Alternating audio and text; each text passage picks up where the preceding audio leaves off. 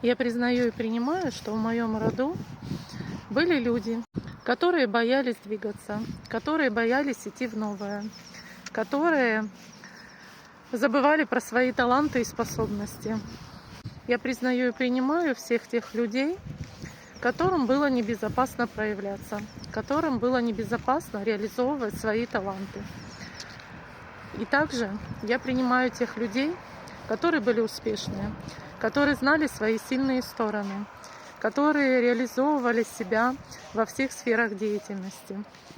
Я признаю и принимаю всех этих людей и встраиваю их в свою родовую систему.